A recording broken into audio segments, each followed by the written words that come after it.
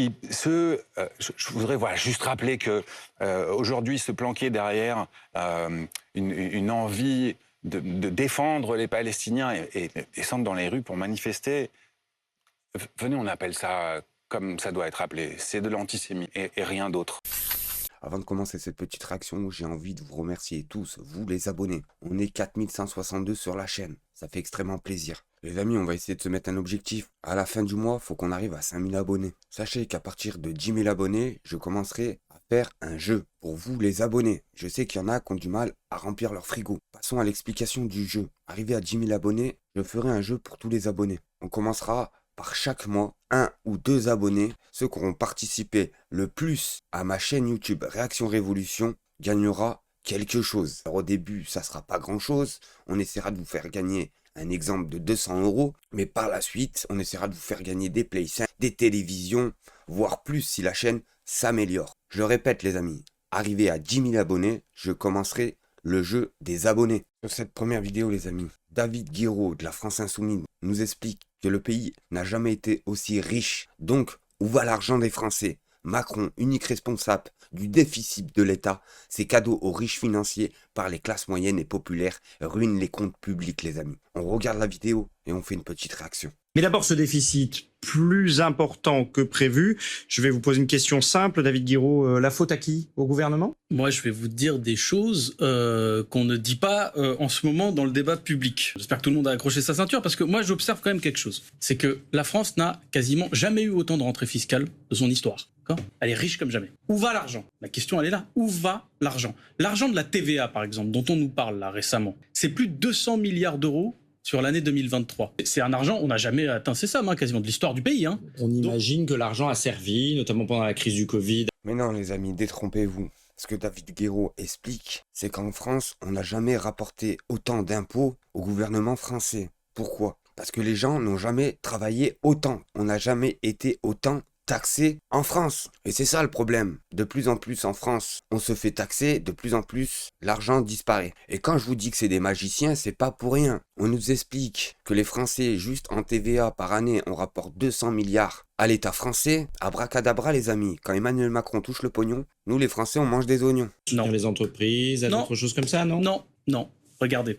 Je vous ai pris, je ne sais pas si on le voit à l'écran. On va le voir, mais... Ouais. En rouge, c'est l'argent de la TVA qui va dans le budget de l'État. Ce qui n'est pas en rouge, c'est-à-dire plus de la moitié, c'est de l'argent de la TVA qui ne va plus dans le budget de l'État. Vous savez, par exemple, quand Emmanuel Macron il est arrivé en 2017 en tant que président de la République, l'argent de la TVA allait dans 90% dans le budget quand l'État récoltait 100 milliards d'euros.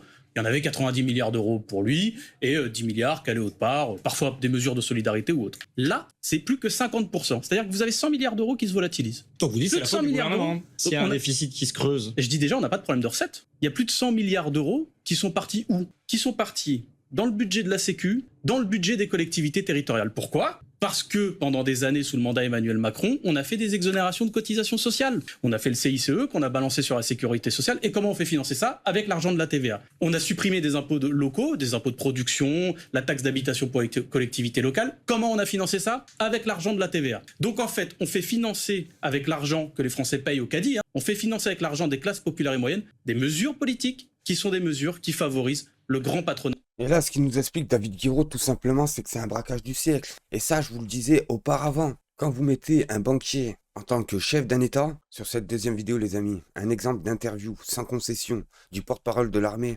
israélienne nous explique « J'attends de voir quelque chose d'équivalent ces 12 derniers mois sur BFM TV. » Mais pas que. Mon colonel, ça compte pas ? Notamment ces bébés, il manque de carburant, il manque de tout dans cet hôpital de Chifa. D'ailleurs, les soldats israéliens vont sans doute vous le rapporter. Est-ce que vous allez prendre compte désormais l'urgence humanitaire dans l'enclave palestinienne ? Est-ce que vous prenez l'État d'Israël pour un État qui ne connaît pas les règles de la démocratie ? On peut se poser la question quand même. Je le rappelle ce que vous avez fait. Plus de 40 000 civils morts dans la bande de Gaza, plus de 4 000 civils libanais morts dans les frappes de Tsahal, 2 casques bleus touchés par la force de Tsahal, et derrière ils ont le culot de venir sur le plateau TV nous expliquer qu'Israël connaît les règles démocratiques du droit international. Moi on se foutrait pas de notre gueule franchement les amis. Et du droit international, nous sommes une armée d'un État démocratique face au fascisme islamiste intégriste le plus horrible. Donc nous faisons ce que nous faisons au niveau de la défense d'Israël et des Israéliens, et de tous les Israéliens, qu'ils soient juifs, chrétiens ou musulmans. Je rappelle d'ailleurs que des musulmans On a également été massacrés par le Hamas le 7 octobre, et que cette opération, qui est pour nous existentielle, se fera dans le contexte du respect du droit international. Mais entrer dans un hôpital, Hamas, pour vous, ça correspond, entrer dans un hôpital, ça correspond, selon vous, au respect des règles et du droit international, et en particulier humanitaire? Et pour vous, un hôpital qui est utilisé comme base militaire? Non, moi, je ne donne pas mon point de vue, normal. Olivier Rafovitch. Vous êtes porte-parole de l'armée israélienne, je suis journaliste, Non, mais- je vous pose la question. Non, mais moi, je la pose aussi, vous êtes journaliste. Et c'est ça qui est fou avec ces personnes-là, c'est que quand on leur pose des questions simples qu'un journaliste classique devrait poser, et c'est pas BFM TV qui posera ces questions, ça aura bien compris, bah ces personnes-là se défendent avec une autre question, une auto-question. Et c'est là où on voit qu'il y a un problème avec ces personnes-là. Journaliste, vous êtes également un être humain. Vous êtes également quelqu'un qui habite en Europe. Un hôpital doit-il être utilisé comme base militaire? La réponse est non, évidemment. Évidemment que non. Et de Il n'y a tirer des aucune missiles stratégie de- militaire qui fait que vous puissiez faire sortir, par exemple, si ces combattants s'y trouvent avant d'entrer dans l'hôpital. C'est impossible. Écoutez, vous connaissez le Hamas, vous avez vu ce qu'ils ont fait. Ils ont massacré des enfants, éventré des femmes, brûlé des gens, brûlé des maisons. Vous croyez quoi? Qu'ils se comportent selon le droit international? Qu'ils se comportent selon la justice, selon le respect du droit humain? Donc vous On a allez affaire ici- oui. Donc vous comportez comme le Hamas. C'est ce que vous nous dites ce soir? Merci. Enfin, un bon journaliste qui pose les bonnes questions et qui répond aux bonnes questions, les amis. Non pas comme un journaliste, mais comme quelqu'un qui prend une Bah, position politique. Non, mais, Olivier Je vous Rafovitch, demande, vous venez de dire monsieur- le Hamas, comment monsieur- s'est-il comporté? Je vous monsieur- demande si vous calquez sur Non, eux. non. Monsieur, je vous demande un peu de respect, s'il vous plaît. Ce que vous me dites là, c'est une attaque à l'État d'Israël et à Tsahal.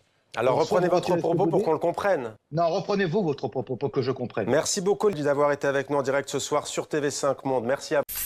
Voilà de quoi sont complices les progénaux des amis de Bibi, les amis. L'histoire les jugera. On regarde la vidéo et on fait une petite réaction. C'est inimaginable ce qui se déroule aujourd'hui dans la bande de Gaza. On a vu des images de Gaza. Quelle est la situation après 10 mois de guerre et de bombardement? Il n'y a plus rien. Je veux dire, c'est un territoire qui a été complètement détruit, ravagé, où il n'y a plus aucune infrastructure qui fonctionne. Il n'y a pratiquement plus aucune infrastructure sanitaire, médicale. Il n'y a plus d'électricité. Il n'y a pas de gasoil pour faire fonctionner les appareils. Il y a des milliers de morts sous les décombres qui n'ont pas été récupérés, donc avec des conditions sanitaires qui se dégradent tous les jours un peu plus. Les épidémies dont on parle, et là on parle de l'apparition de la polio, le problème de l'eau qui peut pas être traitée. C'est l'image qui me vient qui est terrible d'un troupeau, c'est-à-dire qu'on met un troupeau à un endroit et puis on lui dit le lendemain il faut partir ailleurs, qu'il n'y a plus aucun endroit à Gaza qui est sûr, qu'il n'y a plus aucune zone qui peut permettre d'être des zones de refuge. On est face à un désastre absolu où les populations civiles sont vraiment traitées, passez mon expression, mais comme du bétail. Une réalité de désespoir qui va au-delà des mots que je peux utiliser pour décrire cette situation. C'est inimaginable ce qui se déroule aujourd'hui dans la bande de Gaza.